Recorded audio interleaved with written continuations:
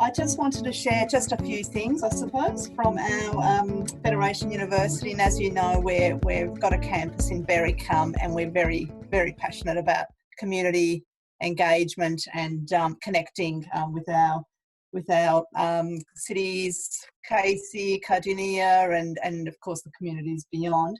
I just wanted to, I suppose, highlight what our key commitment is, and it's often people think about higher education as just degrees and what have you, but Federation University is really about lifelong engagement and learning, and people just come in and out of their different circumstances and situations, and it's about how do you access ongoing study, short bits, long degrees, whatever it is.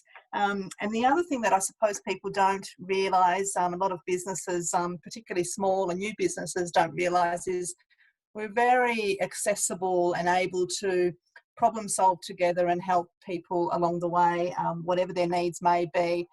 So just keep that in mind. We're only a phone call away. We've been extraordinarily impacted. I'm sure you've read about higher education impact. For us at Federation University, we've got really good history about online learning and teaching. So our capability was sort of pretty well established, I suppose. So though we've been adversely impacted, we were able to literally convert teaching and learning online pretty quickly, and we continue to do that until such time we're permitted to invite students and staff back.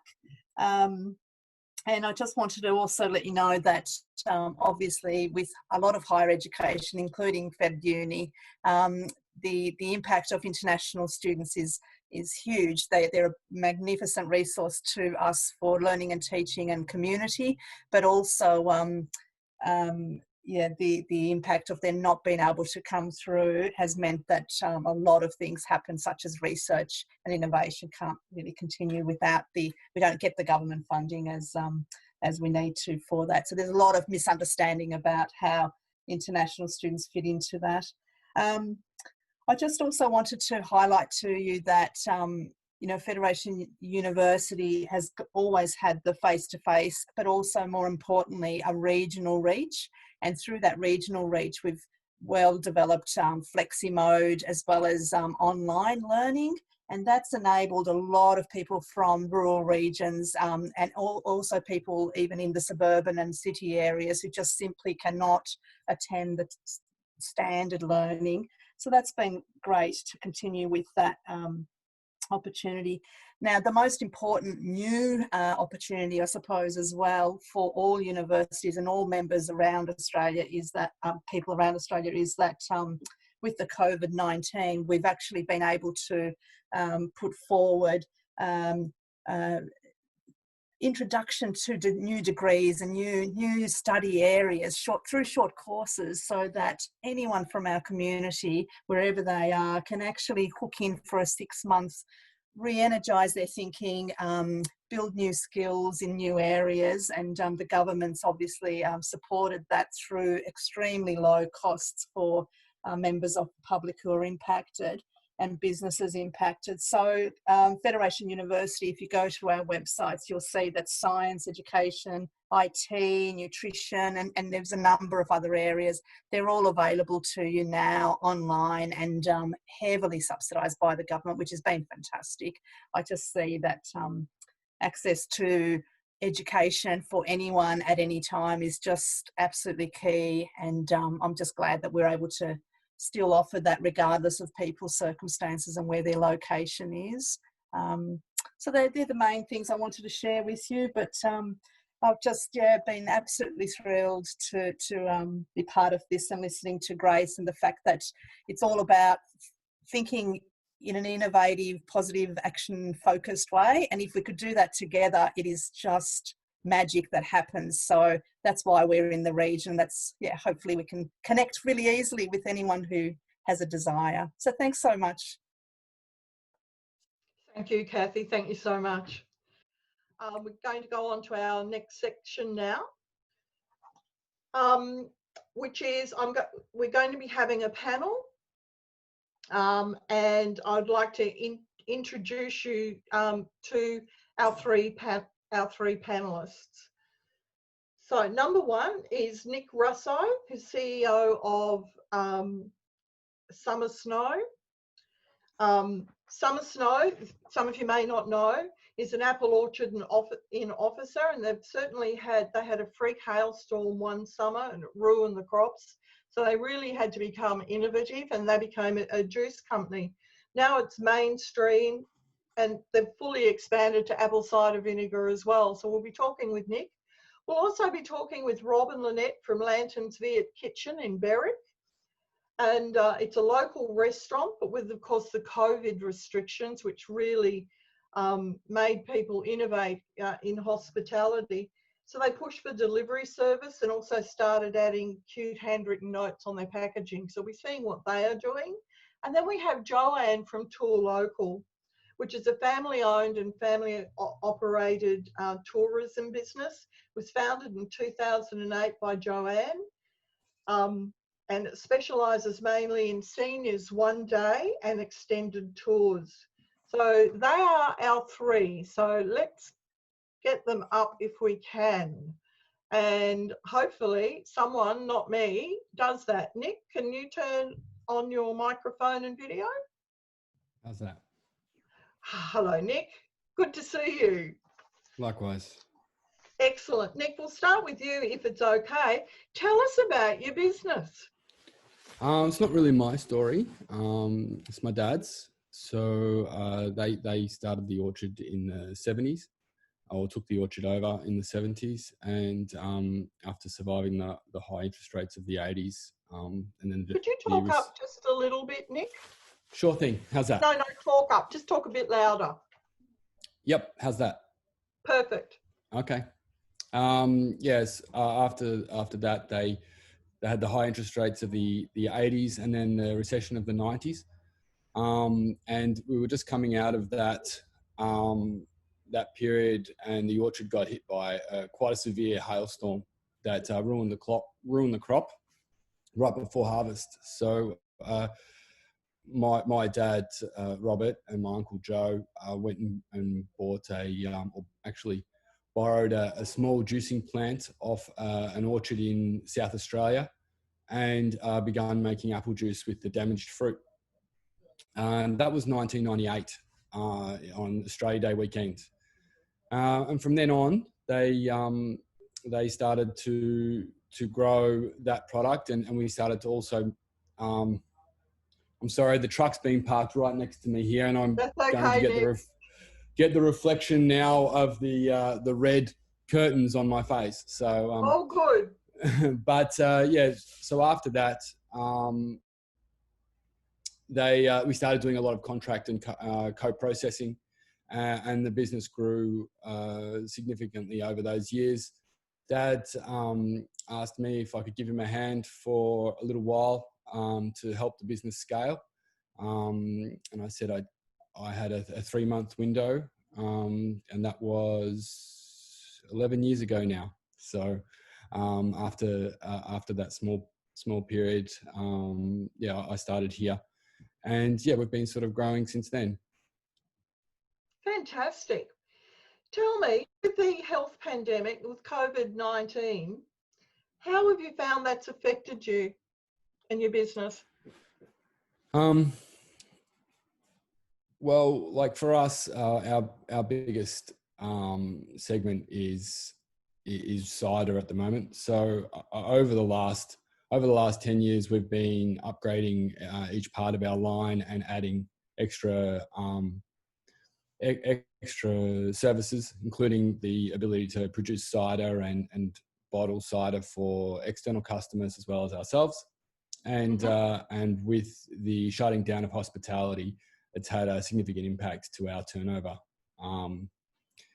So that's probably that's the big one straight away, to lose your 3 biggest customers, to have their volumes cut down to a third or less, has really hurt us. Yeah. So what advice would you give to local businesses right now? Local businesses similar to yours, Nick? Well, like we're continuing to innovate. So we're doing things like we're selling vegetables and those sorts of things here at our little farm gate shop, and we're doing lots of small things with our online shop, and that's been going really, really well. But these are the things that don't necessarily keep the doors open. I mean, they're great little side projects, and they can be profitable, but when we're used to pumping out the like tanker loads every week, that sort of does make it a bit hard. So look, I guess from our point of view, from a strategic point of view, we are still exploring every opportunity we can within the grocery market, because that sector is still doing quite well. I would really encourage people to stay on top of their record keeping and all of the advice from the authorities with regards to the OH&S implications of an outbreak within your business. We're 30 staff now, so if we have that here, we're in contact with a lot of people. Right. The other thing that we're doing a lot of is extensive cash flow modeling. So we have the JobKeeper situation, which is really helping us out. The assistance there is fantastic, and allowing us to look at other things because we have the staff here. So we've taken on a packaging project with for SPC, for example, something that we may not have taken on a few months ago, and that's been allowed to happen because of some assistance we've had there. But the forecasting is really good, and I really would encourage everyone who are leading their businesses to keep communicating with them, with your team. That's really important. I do try and send out emails, and we're finding that about what's happening. And sometimes when we're working from home, you're not with your team as much as what you would normally be, and it's important to make sure that you're still showing that you're leading and thinking innovatively, so that they're going to have a future here as well. And embracing technology. We have implemented Slack, which has been really, really well taken up with our business. That's great. And yeah, that sort of thing. That's great. Thank you so much. I know we'll get questions for you in our question and answer. So thank you for that. I'll ask you now, I'll just mute you, and we'll bring on Lynette.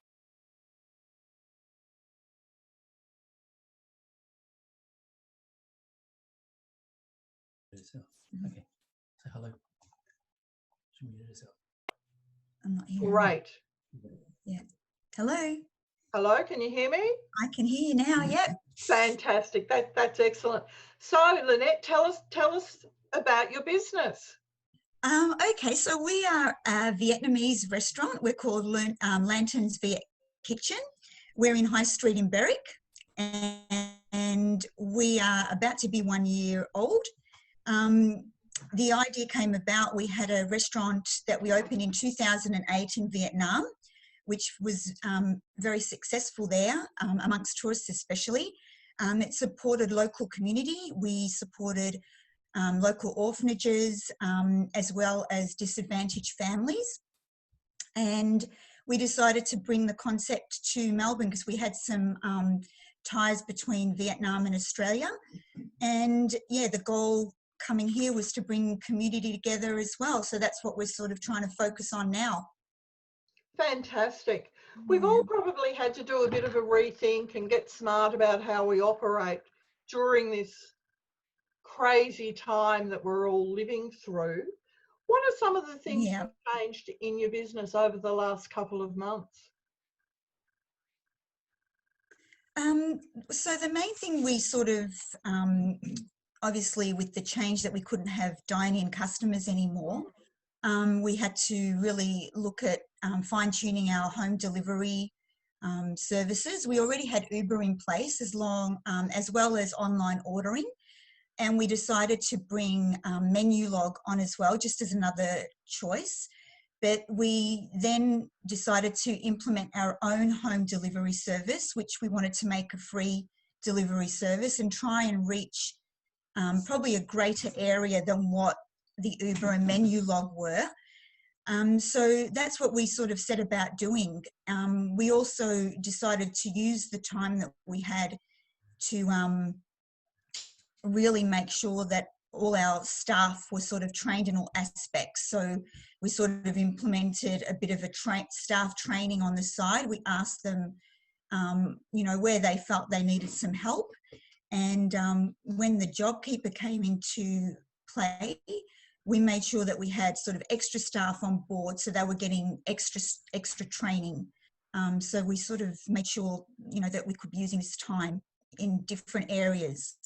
Great. Yeah. And tell me, do you utilise social media? Yes, we found social media was something that we had started from the beginning. We made sure that even throughout the build that we were keeping, you know, prospective customers posted on what we were doing, because we had a lot of curiosity around the build when we first started. But during this time, what we found was we wanted to reach out to our customers because we were overwhelmed with the response that we got from customers supporting us, the local community.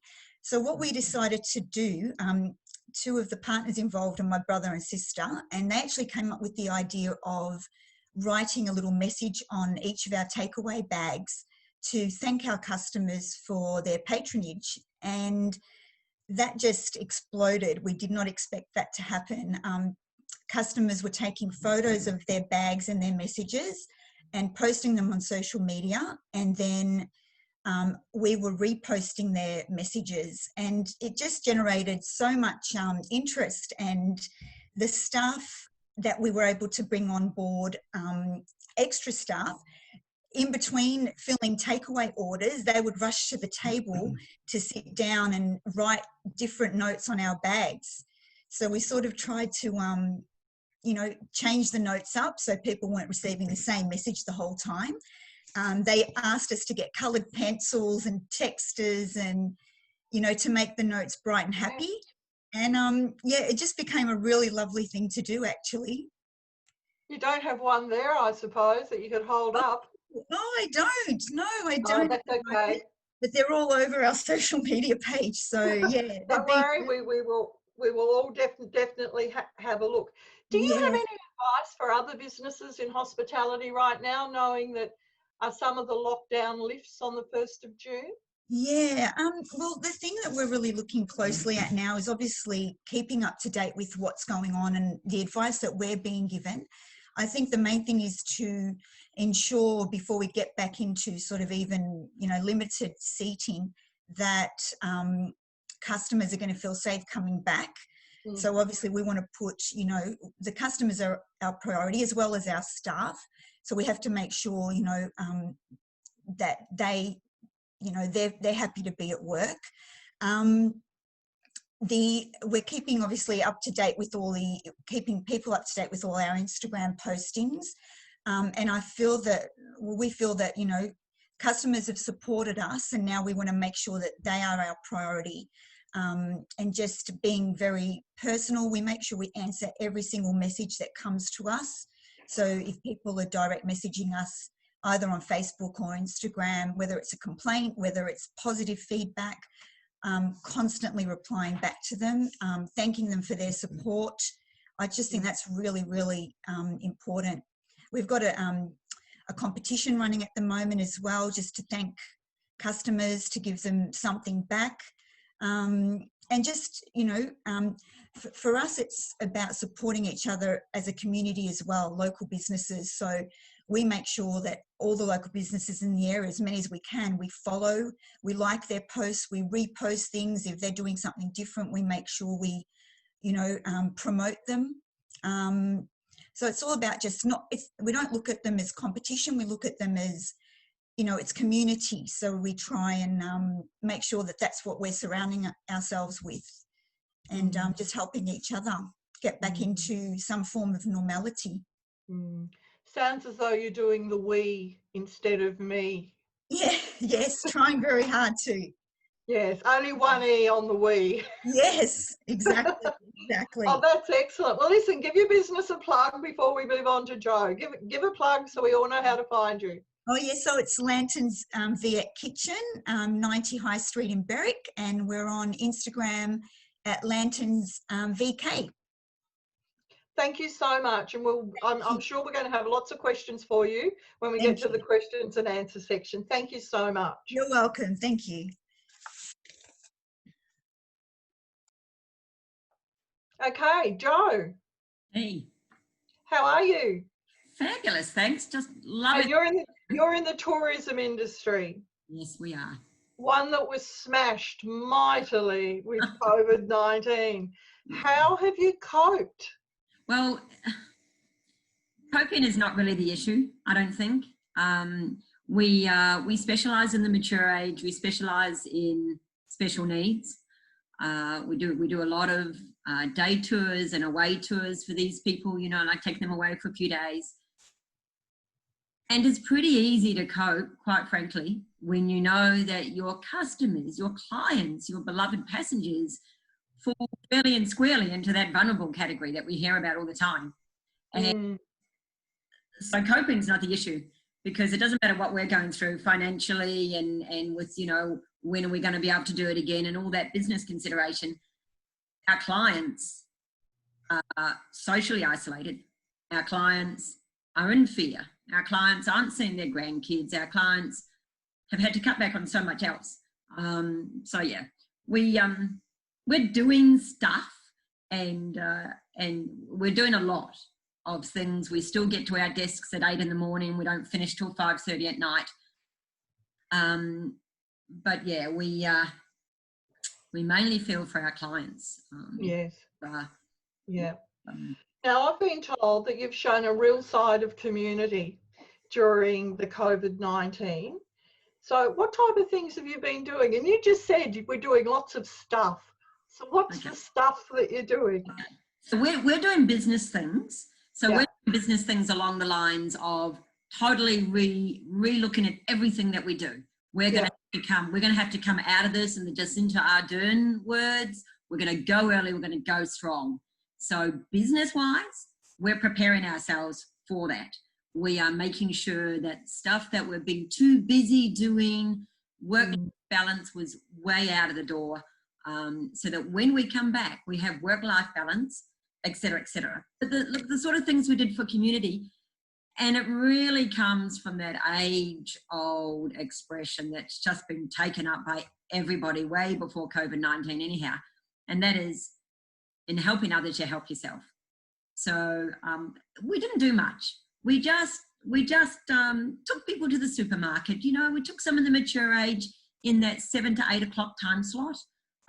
So those that couldn't get there or who maybe wanted that getting out, we just picked them up and drove them there. And we did that for a while.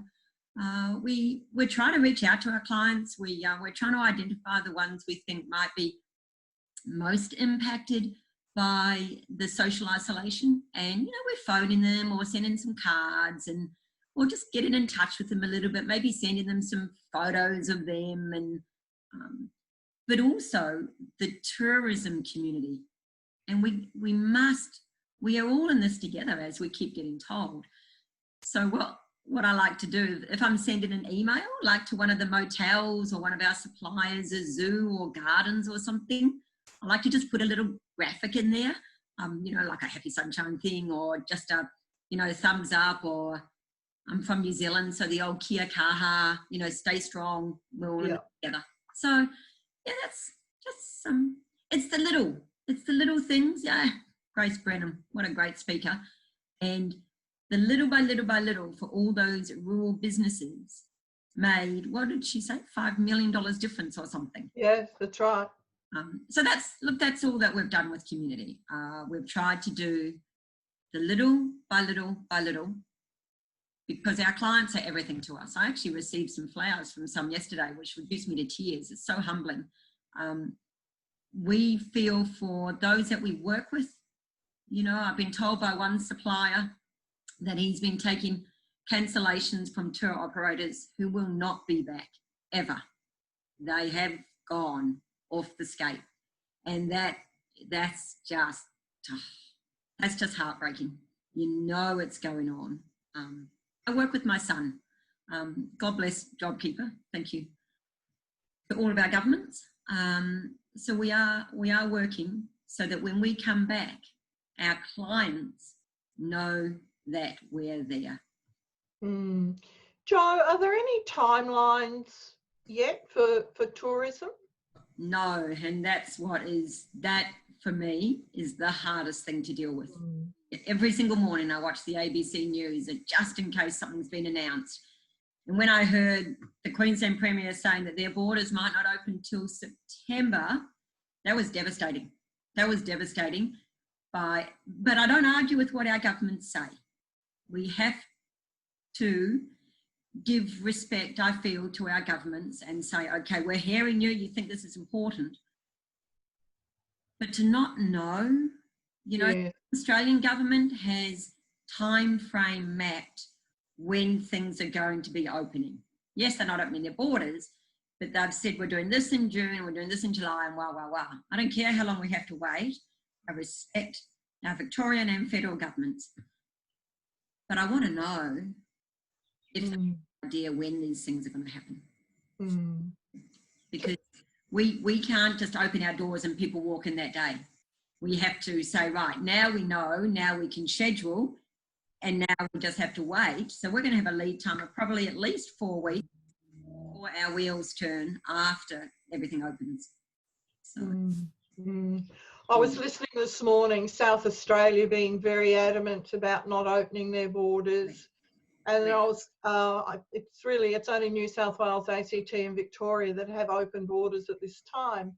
Yeah. But even there was an aviation guy talking out of Canberra, and he said, look, we need at least 2 to 3 weeks notice as to what's going to happen so we can put flights on so that customers can book. You don't just show up at an airport and there's a plane.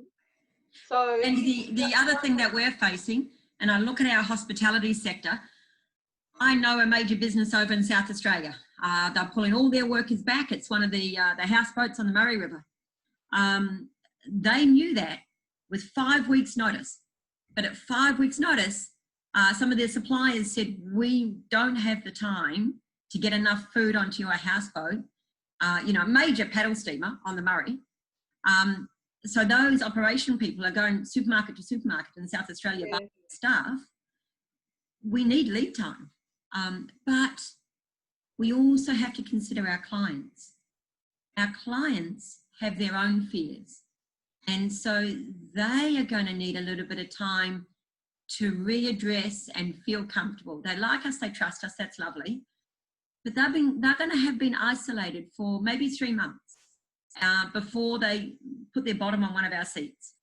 They need to come out of their cave. And they also are going to need some time to, I think a lot of them, to allay their own fears and the fears of their families. So everybody can't be rushed. Everybody needs to be respected in the journey that it's going to be at different paces for people. Yes. We're ready to take them when they want to go. We're out of here. We're out of here. All right, well, thank you. Well, I'm going to invite Nick back and Lynn back so that we can ask some questions. Lynette. Perfect. All right. This first question's for Lynette. And again, it's similar to what we asked Grace. If you could do it all over again, is there anything you would change or do differently, aside from not have COVID-19 hit the world? Yeah, that would be the first thing. Yes. Just trying to think what we would do differently, really.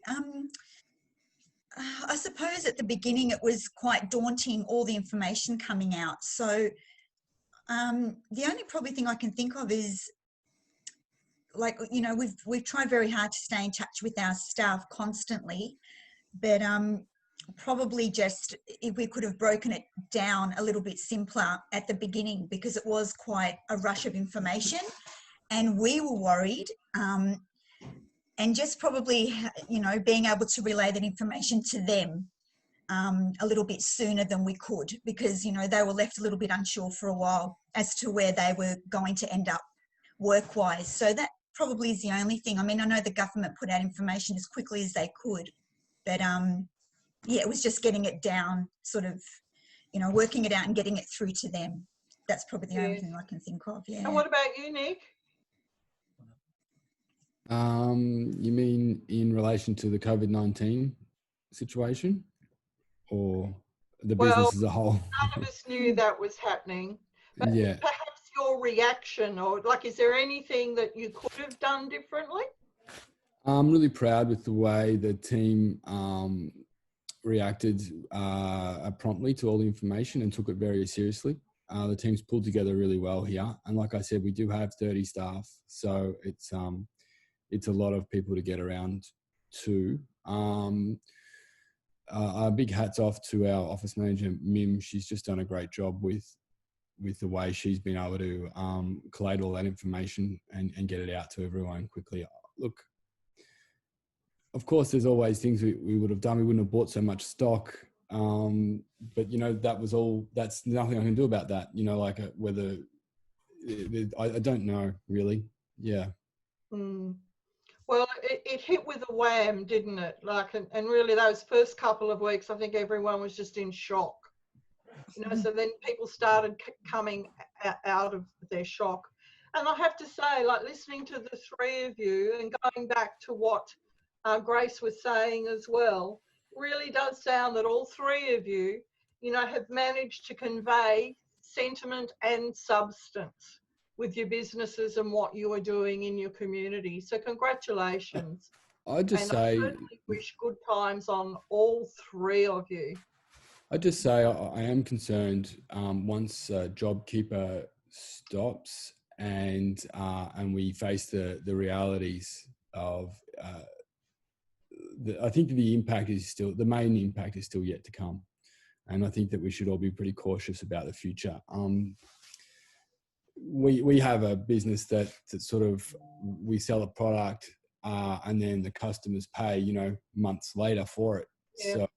So everything's on a slight delay, and we can forecast that as best we can, and we can do what we can to try and predict what's going to happen. But I think October is the time we should be more fearful of from a business point of view. Yeah, let me ask all three of you.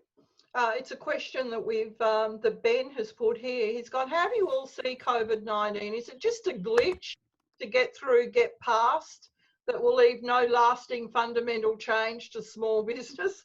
Or is it going to create a lasting shift in thinking? If I could go to you first, Jo, what do you think? I don't think, thanks for the question, Ben. I don't think it's a glitch. I think that we will be going into a new normal, especially I think in the travel industry, where people recognise that we are not invulnerable. You know, who would have thought that we couldn't travel within our own country? That was just not on the radar, let alone not travel to our own cafe, you know, via kitchen or any of that. So I think from a business point of view, we've been slapped and reminded, do things, remember your work-life balance, do things well, but there is more to your business than just running a business. And I think, and it's great to be here with Nick and Lynette, and I think they're great examples of how you need to stay connected to your customer. I think also our customers, especially my mature age ones and my vulnerable ones, they are going to carry a legacy forward which says that abundance, I don't think, will be part of our new norm going forward in the short medium term. Thank you. And Lynette, what about for hospitality? Do you think there'll be a lasting difference? I do. Yes, I do. I think the whole social distancing thing, I think people are probably for a long time will be quite fearful of being in a small space in close proximity. So as much as, you know, we'll have to do what we need to do, you know, to combat that and make sure that you know, I know when we first went into shutdown mode, just prior, we had to, you know, already sort of social distance our tables. So obviously we lost a lot of seating, but we did what was needed. And I think we'll have to do the same going back, you know, into any sort of normality again, just to make sure that people feel safe coming to the restaurant, coming to dine out to eat. Yeah. Yeah. Yeah. And Nick, do you think, well, there's a lot of concern when JobKeeper stops, if it's September or October, and the impact that then has. Do you feel there's going to be like ongoing differences in how business is done? I do. I think there's going to be some, well, not positives, but I think there's some interesting apps, interesting access that we're going to be providing to our employees. Things that have kind of rapidly been adopted that may have come in over the next, say, 10 years are going to have been brought forward a lot. You know, a lot more working from home, a lot more video conferences. I mean, all of that sort of stuff. I think that's going to last. I can't see that. I mean, there's some advantages there that, I mean, horrible circumstances, you know, but I will say that, you know, not having to get in their car and drive to Geelong to meet a client because they totally accept that, you know, doing it online is totally fine. I mean, that's kind of a big step forward. And I don't think that will go back, you know. And it's interesting, I wrote one of my essays to our staff the other day, and I was thinking, and I said, you know, I think that we're going to see the plastic screens up in the shopping, in shops, and hand sanitizer everywhere, and all of these, the social distancing in the supermarket, you know, all of those things. I think they're features that will last. Yeah. Designed to make our customers feel safe. Absolutely. Yeah, it's not all about the feeling. They actually do make them safer. So yes, I there's agree. definitely a feeling aspect, but I mean, I think that they do work, and I think that as we get more information about the disease, I mean, we don't know a lot as a race. You know, we don't know much about it. It's so new. We'll get better at treating it, and then we'll start to become more comfortable with how we manage it. Yeah. Can I ask you, Nick, did you used to do video conference calls prior to all this? Yes, we did, but I'm probably a little bit more of the exception because I have a software background and I like tech, and so we did do it. And we have an external CFO that we would check in on our board meeting every month, and he would just dial in video wise, you know, from his office in Flinders Street, and that was fairly commonplace for us, but not really with our customers. I think the customers were very much expecting that face-to-face, and I enjoy that face-to-face contact as well. But I think they're now everyone kind of agrees that it's safer if we just do it online. Yeah. Yeah, cool. Lottie, you actually answered the question for Lottie. You wanted to know how you're ensuring you're staying in contact with your clients and your potential clients. And obviously one of your ways, Lynette, is definitely with the messages on your bags and everything, which is great. Any other ways ensuring you're staying connected with your clients? Yeah, for us, it's I suppose it's mainly social media. That's our main platform, really, to get out to. It's really difficult because obviously for us in hospitality, it's very, you know, face-to-face contact, and that's how you kind of. It's about the environment being at a restaurant, so you know that's been difficult. But yeah, social media, and I suppose you know, just making sure that we're keeping people, you know, engaged in what we're doing. We've got our first birthday celebration next Monday, and we're offering a free cup of fur actually from 12 till 2, and we've been promoting that through social media. So that's the main thing that we've been able to do. Yeah. Great. And you, Joe? We're a little bit different. Our core market is not particularly social media oriented. So we are staying connected with some of them through email, but we have been working also incredibly hard on a brand new website and a new program. And as soon as we get that timeline that you asked about, we're going to drop dates for tours. We can't do any dating till we know timelines. And then that will go out to all of our database so they know that they've got options. That said, we're also, we are starting to use social media a lot more because we're, you know, doing what everyone's been saying, and we're driving into a new market with foodies, a foodie winery market, particularly focusing on the Gippsland, not the Yarra Valley. Yes, we do the Yarra Valley. Yes, we do the Mornington Peninsula. Yes, we do the Bellarine. But people aren't in their backyard, and our backyard out of southeast Melbourne is Gippsland. So Yes. South and West Gippsland.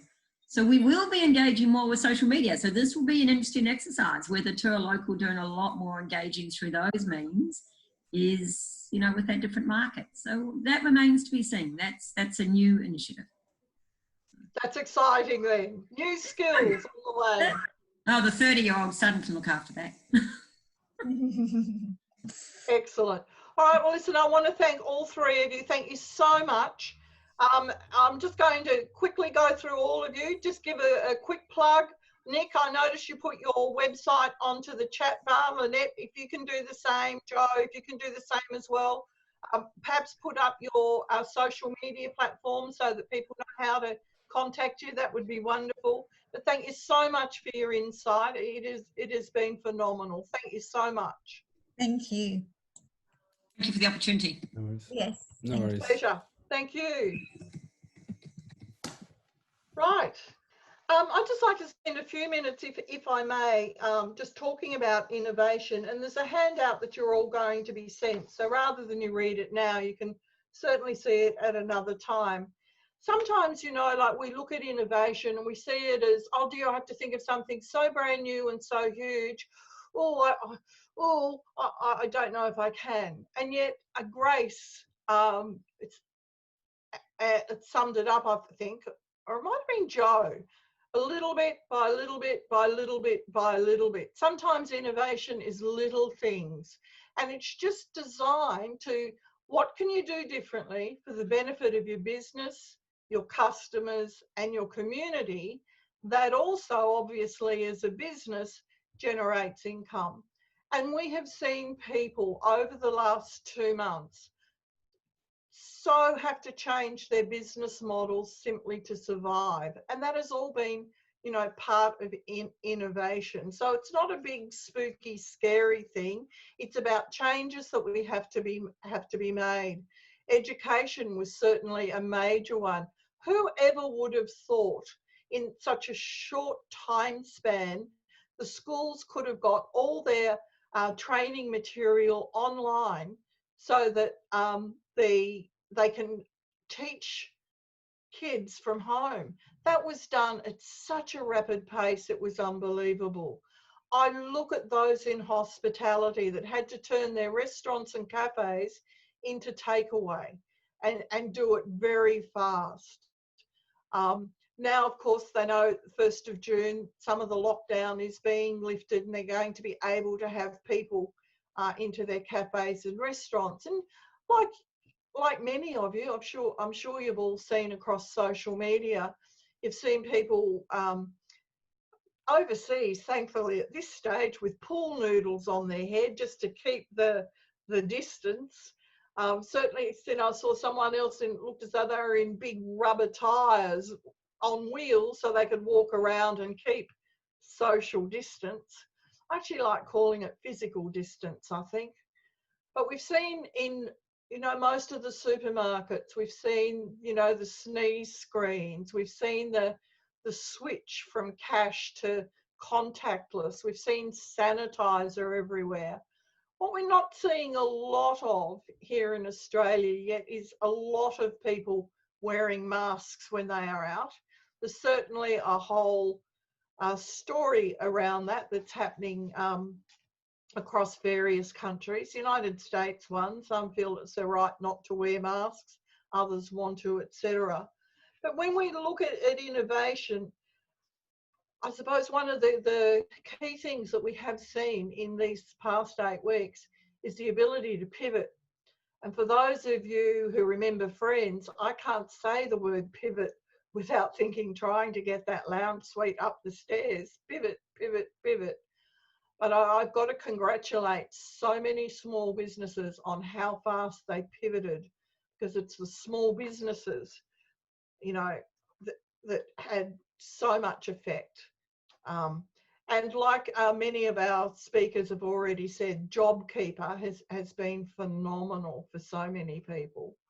It has made the difference between having staff and keeping a business and not. We'll see what happens in September or October.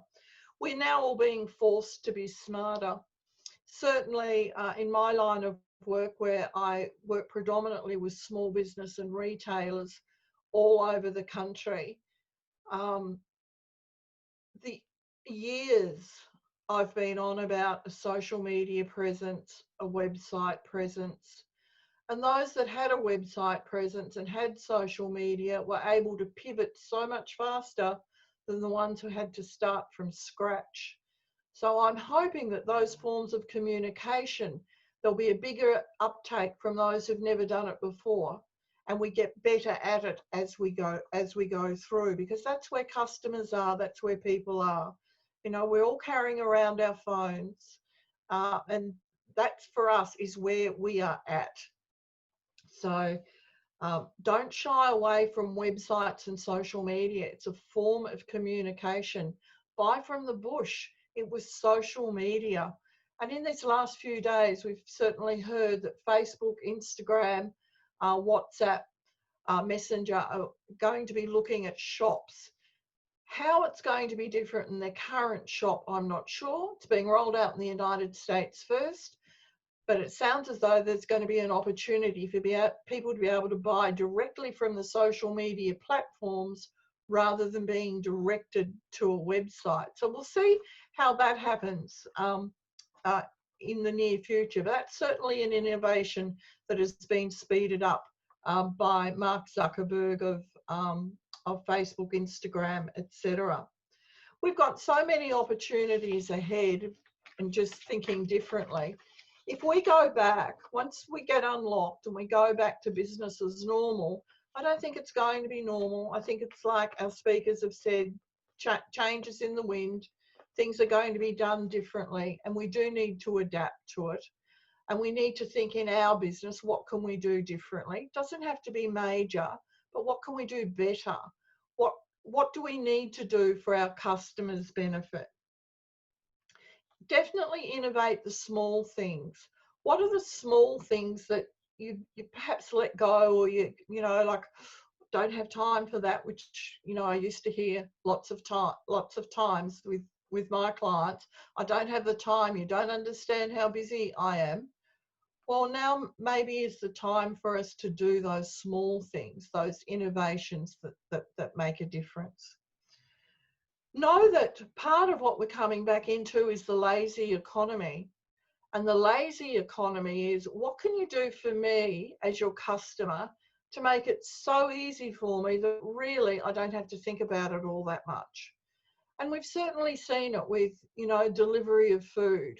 Look, oh, I don't want to cook tonight. Never mind, I'll ring it in so it comes to the door.